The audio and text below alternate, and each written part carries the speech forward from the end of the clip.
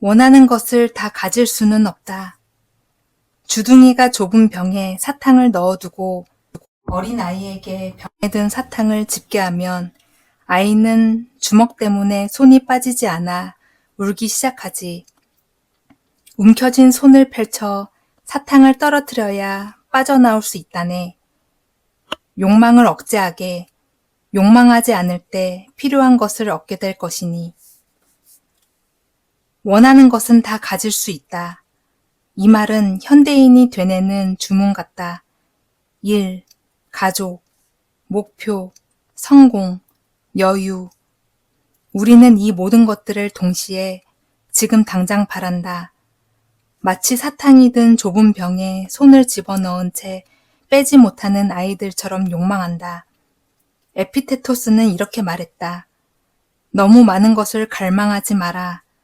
우리도 스스로에게 이런 질문을 던질 수 있도록 훈련하자. 내게 필요한 것인가? 그것을 갖지 않으면 무슨 일이 일어나는가? 그것이 없어도 살아갈 수 있는 것인가?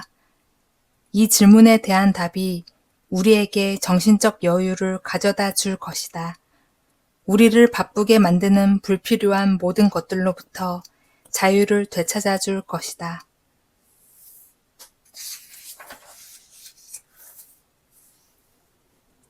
철학이 시작될 때. 철학은 이때 시작된다. 자신의 지배적 도덕적 원칙에 관해 분명하게 인식하기 시작할 때. 철학은 어떻게 시작될까? 책을 읽다가? 강의를 듣다가? 아니면 세속적인 소유물들을 내다 팔게 되면서? 에피테토스는 이렇게 말했다.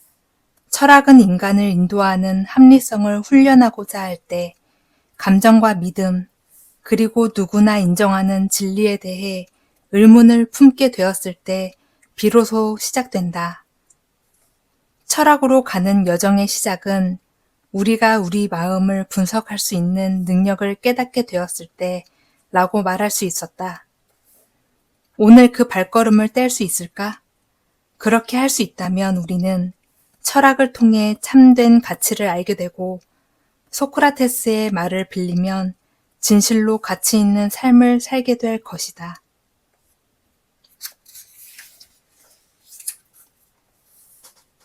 황제와 철학자가 지킨 단 하나의 규칙.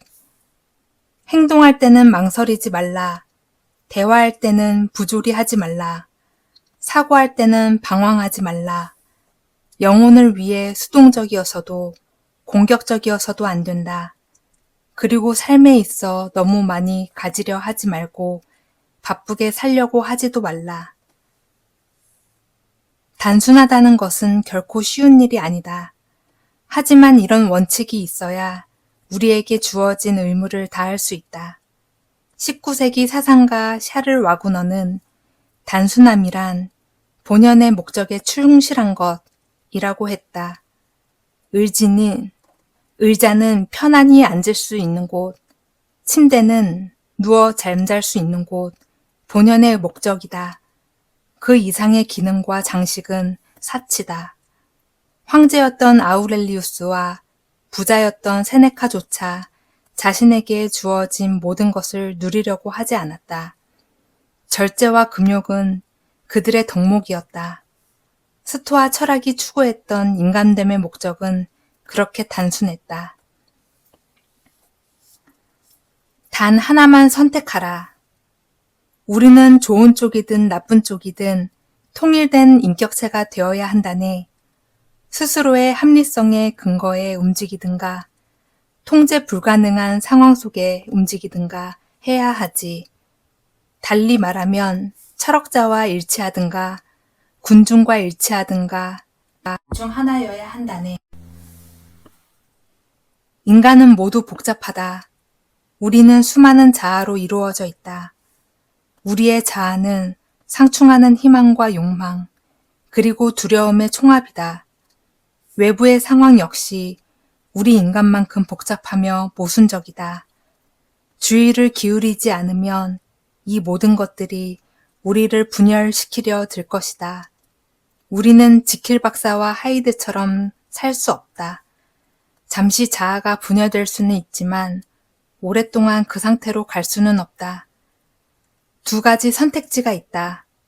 우리는 우리의 삶을 철학자의 삶과 일치시켜내면서 내면에 집중시킬 수 있어야 한다.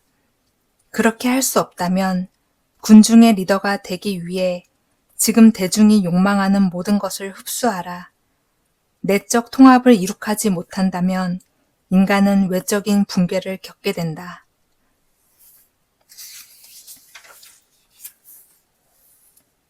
자유인의 조건. 자기 의지대로 살아가는 사람을 자유인이라 하네. 그는 강제도, 회방도, 제한도 모르지. 어떤 선택도 방해받지 않으며 욕망하는 것을 달성하네. 이들은 계략에 빠져들지도 않지. 기만 속에서 살아가기를 희망하는 사람이 누가 있겠는가. 실패와 실수가 가득하고 규칙도 없으며 불평만 있는 쳇바퀴 같은 삶을 바라는 사람은 없네. 하지만 부도덕한 사람들은 자신의 바람대로 살지 못하네. 오직 도덕적인 사람만이 자유인이지. 얼마나 많은 사람이 해야 하는 일에 쳇바퀴 속에서 하루를 살아가고 있는지 생각해 보자. 일이나 가족 같은 필수적인 의무를 말하는 것이 아니다. 허영심과 무지에서 비롯된 불필요한 일을 수행하며 많은 사람들이 또 그렇게 하루를 보낸다. 타인을 만족시키기 위해, 욕망을 만족시키기 위해, 혹은 생각해 본 적 없는 충동을 달래기 위해 움직인다. 세네카는 친구에게 보낸 편지에서 권력자들이 돈의 노예가 되는 것을 너무 자주 보았다며 이렇게 말했다. 스스로 노예를 자초하는 것보다 더 수치스러운 것은 없다. 현대사회에도 노예들로 가득하다. 돈, 명예, 권력을 위해 우리는 기꺼이 노예가 된다. 당신이 행하는 일들의 목록을 작성해보라. 그것 중 어떤 것이 정말 필요한 것인가? 내가 생각하는 것만큼 나는 자유로운가? 공짜에는 비용이 따른다. 우리가 추구하는 것들, 무모하게 얻으려고 노력하는 것들에 대해 생각해 보아야 한다네. 거기에 어떤 유용함이 있는지, 어떤 쓸모가 있는지를 말일세. 그것 중 어떤 것은 너무 많은 것일 뿐이더라. 그뿐더러 그만한 가치를 지니고 있지도 않지. 하지만 우리는 이런 사실을 고려하지 않고 상당한 대가를 지불하면서 그것들을 공짜라고 여긴다네. 세네카는 더 큰 집을 가지려 하고 더 많은 것을 소유하려고 하는 로마 사회가 자명한 진리를 귀담아 듣지 않는다고 지적한다. 또한 그는 모든 축적에는 숨겨진 비용이 있음을 경고했다. 기억하자. 공짜라고 생각하는 것에도 비용은 있다.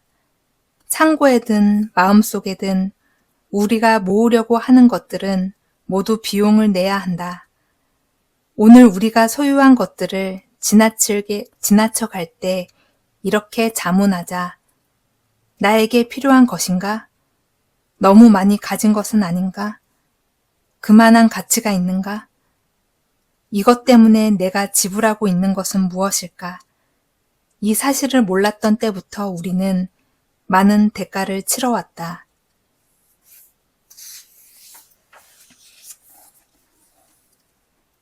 자랑의 위험. 사람들 앞에서 우리의 업적과 모험을 지나치게 자주 말하지 마라.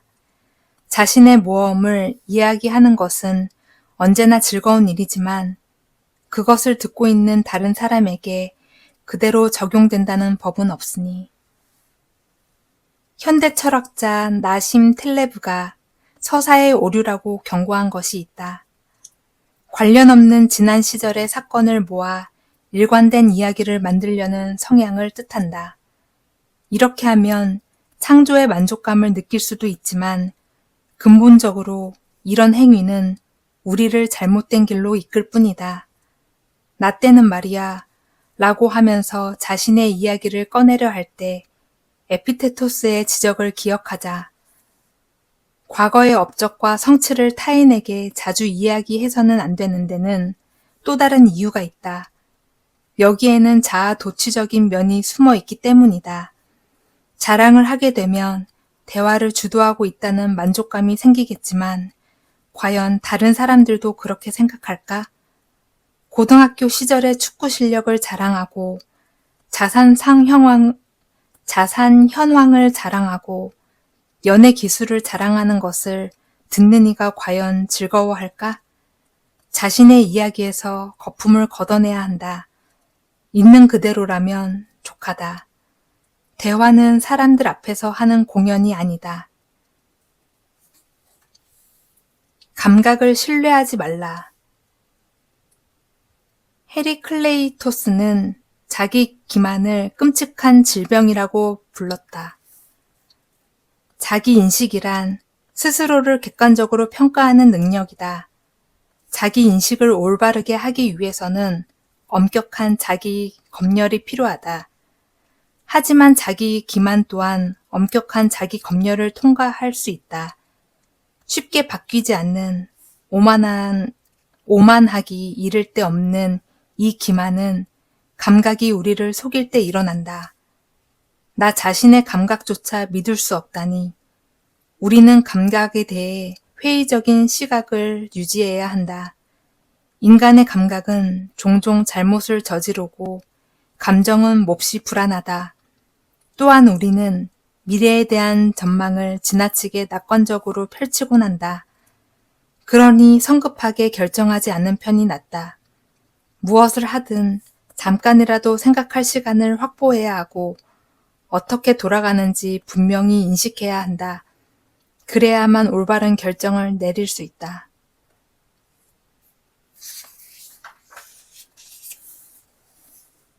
당신의 자유를 넘겨주지 말라.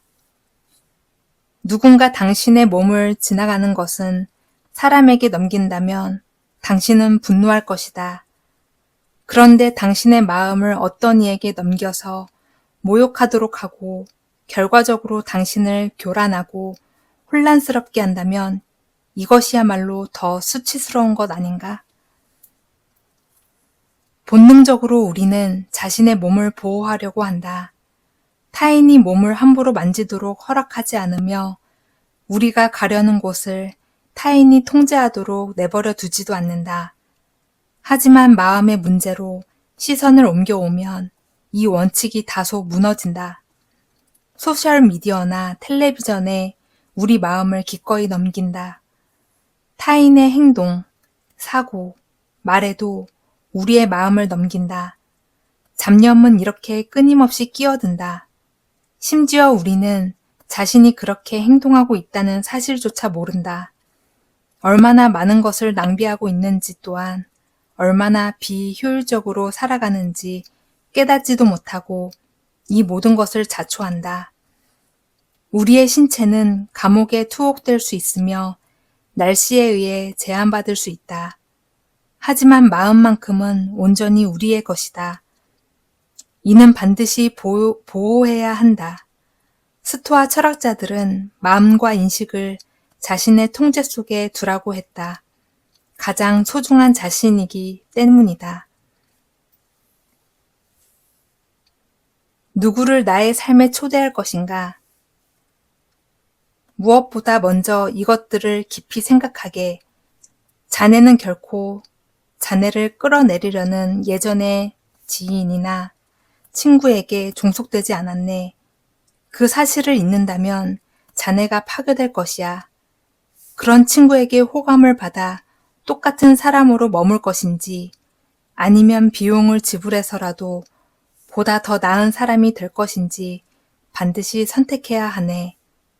두 가지 모두를 함께 가지려 한다면 자네는 발전할 수도 없으며 지금 가진 것도 유지할 수 없다네. 당신은 선한 사람에게서 선함을 배울 수 있다. 하지만 악한 사람과 어울리면 당신의 영혼이 파괴될 것이다. 컨설턴트인 짐 론은 다음과 같은 아주 유명한 말을 남겼다. 당신은 당신과 가장 많은 시간을 보내는 5사람의 평균이다. 부모님은 나쁜 아이들과 놀고 있는 자식을 보면 늘 이렇게 말씀하신다. 명심해라. 친구는 친구를 닮는단다. 마지막으로 괴테가 남긴 명언도 있다. 나에게 당신의 배우자에 대해 얘기해 주시오. 그러면 당신이 누구인지 말해 주겠소. 우리는 삶에 누구를 초대할 것인지 항상 고민해야 한다. 내 삶에 초대하는 사람들은 나 자신의 삶을 풍요롭게 만들 수 있는 사람이어야 한다. 괴테는 이어서 이렇게 말한다. 당신이 시간을 어떻게 보내는지 알게 되면 당신이 무엇이 될 것인지 말해 줄 수 있다.